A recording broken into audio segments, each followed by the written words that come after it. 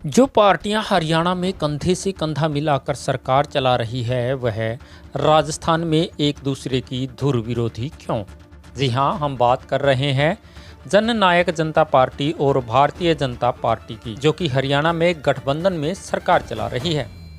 महागठबंधन की बात करें तो जननायक जनता पार्टी ने INDIA का हिस्सा ना बनकर NDA का हिस्सा बनना पसंद किया, क्योंकि हरियाणा में JJP और BJP की गठबंधन में सरकार है। वैसे तो हरियाणा में दोनों पार्टियों में तकरार की दरारें आती रही है, लेकिन केवल जुबानी तौर पर। जब भी तकरार बढ़ती, दुष्यंत चौटाला BJP के शीर्ष नेतृत्व से मिलकर मामले को शांत करते रहे हैं। वहीं भाजपा के बड़े नेताओं के साथ गूढ़ राजनीतिक बातें करके NDA का हिस्सा भी बन चुके हैं। लेकिन हरियाणा में साथ साथ रहने और लोकसभा में एक साथ चुनाव लड़ने का दम भरने वाली जननायक जनता पार्टी राजस्थान में BJP को भी नुकसान पहुंचाती दिखाई दे रही है। आपको बता दें, राजस्थान में JJP भाजपा की 3 सीटों का खेल बिगाड़ती नजर आ रही है।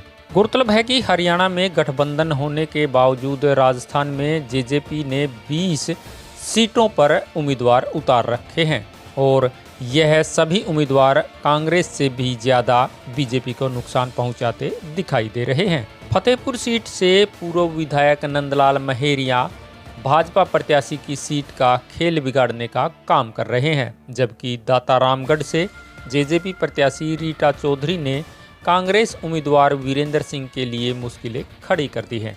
जैसे ही राजस्थान में चुनावी तारीख का ऐलान हुआ था, दोनों पार्टियों में गठबंधन की बातें चली थी।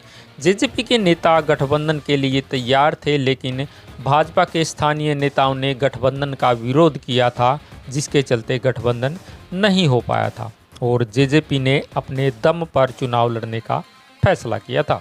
JJP ने 25 सितंबर को राजस्थान के सीकर में देवीलाल की जयंती पर किसान विजय सम्मान दिवस रैली करके चुनाव लड़ने का आगाज कर दिया था। वहीं JJP का पूरा फोकस जाट वोट बैंक पर है। ऐसे में राजनीतिक विशेषज्ञ मानते हैं कि BJP को JJP का नज़रअंदाज करना भारी पड़ सकता है। हालांकि JJP ने हरियाणा की तरह राजस्थान में भी जिताऊ उम्मीदवारों को ही टिकट दिया है और सभी कैंडिडेट अपनी अपनी विधानसभा में कड़ी मेहनत भी कर रहे हैं, लेकिन स्थिति साफ है कि 2-3 सीटों को छोड़कर JJP जीतने की स्थिति में नहीं है। लेकिन इसके साथ ये ज़रूर है कि JJP भाजपा के साथ कांग्रेस के वोट बैंक को काटकर कई उम्मीदवारों को नुकसान पहुंचा सकती है।